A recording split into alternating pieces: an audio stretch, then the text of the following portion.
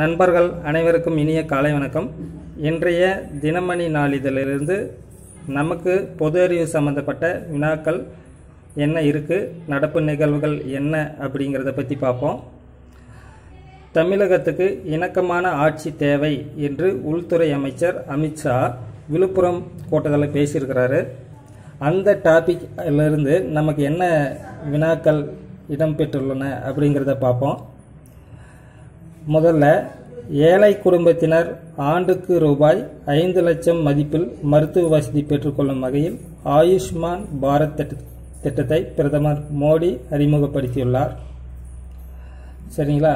இதில் என்ன அப்படின்னு கேட்டிங்கன்னா, ஆயுஷ்மான் பாரத் திட்டம் என்பது என்ன அப்படின்னு கேட்கலாம். ஆயுஷ்மான் பாரத் திட்டம் என்பது 5 லட்சம் மதிப்பில் மருத்துவ வசதி பெற்றுக்கொள்ளும் வசதி. சரிங்களா? அடுத்தது, மதிய உணவு திட்டத்தை மத்திய அரசு பின்பற்றி நாடு முழுவதும் தீனதயாள் உபாத்யாயா திட்டம் என செயல்படுத்தியுள்ளது. தீனதயாள் உபாத்யாயா திட்டம் என்பது மத்திய அரசு கொண்டு வந்துள்ள மதிய உணவு திட்டமாகும். சரிங்களா? அடுத்ததா, நீல புரட்சி திட்டத்தின் கீழ் ஒதுக்கப்பட்டுள்ள ரூபாய் 545 கோடி திட்டத்தால் தமிழக மீனவர்கள் பயனடைவார்கள். நீல புரட்சி என்பது கடல் சம்பந்தப்பட்டது. அடுத்தது, வன்னியர்களுக்கு 10.5% உள்ஒதுக்கீடு அமலுக்கு வந்துள்ளது. மசோதாவுக்கு ஆளுநர் ஒப்புதல் அளித்துள்ளார். சரிங்களா?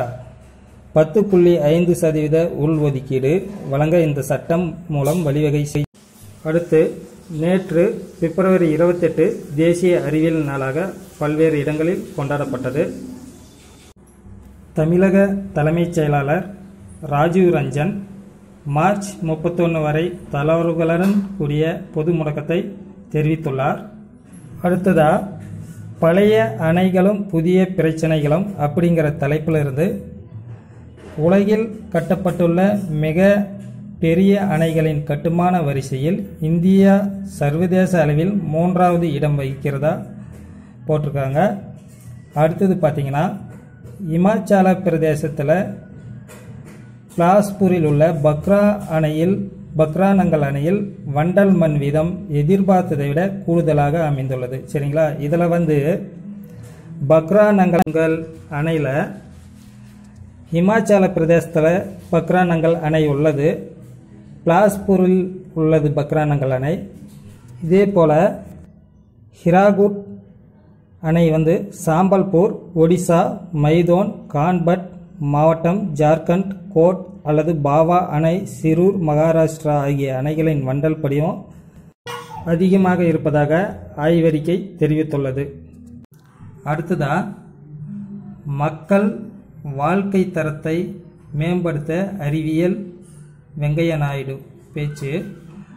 1928ஆம் ஆண்டு இதே நாளில் ராமன் விளைவு என்ற அறிவியல் கோட்பாட்டை சர் சி.வி. ராமன் உலகிற்கு அறிவித்தார்.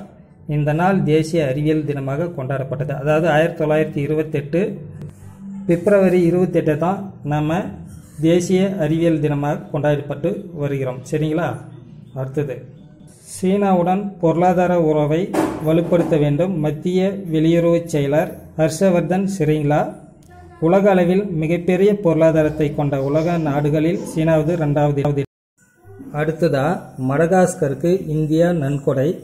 இந்தியாவில் பாபா அணராய்ச்சி மையத்தால் உருவாக்கப்பட்ட புற்றுநோய் சிகிச்சைக்கு பயன்படுத்தப்பட்டு வரும் டெலிகோபால்ட் இயந்திரம் மத்திய சுகாதாரத்துறை சார்பில் மடகாஸ்கருக்கு வழங்கப்பட்டது. அடுத்ததா, ஒரே முறை செலுத்தக்கூடிய கொரோனா தடுப்பூசி சீனா அறிமுகம் செய்துள்ளது. சீனாவின் முதல் AT5N-CoV கொரோனா தடுப்பூசி வெள்ளிக்கிழமை வெளியிடப்பட்டது. ஜான்சன் அண்ட் ஜான்சன் என்பது கொரோனா தடுப்பூசி அமெரிக்கா அனுமதி அளித்துள்ளது. இது குறித்து அமெரிக்க அதிபர் ஜோ பைடன் பெருமிதம் தெரிவித்துள்ளார். அடுத்ததா, திருக்குறளை ஹீப்ருவில் மொழிபெயர்க்க திட்டம். உலக திருக்குறள் மாநாடு நேற்று தஞ்சையில் நிறைவு பெற்றது. அதைத் தொடர்ந்து உலக தமிழராய்ச்சி நிறுவன இயக்குனர் கோ. விஜயராகவனுக்கு சாதனை தமிழர் விருது வழங்கப்பட்டது. வெற்றிகரமாக விண்ணில் பாய்ந்தது PSLV C-51 திட்டமிட்டபடி 19 செயற்கைக்கோள்கள் நிலைநிறுத்தம். இஸ்ரோ விஞ்ஞானிகளுக்கு வெங்கையா நாயுடு மோடி வாழ்த்து. நன்றி நண்பர்களே. தொடர்ந்து நம்ம சேனலை பாருங்கள். சப்ஸ்கிரைப் பண்ணாதவங்க சப்ஸ்கிரைப் பண்ணிக்கோங்க. லைக் பண்ணுங்கள், ஷேர் பண்ணுறங்க. நடப்பு நிகழ்வுகள் அப்பப்போது தினந்தோறும் வந்து கொண்டே இருக்கும். நன்றி.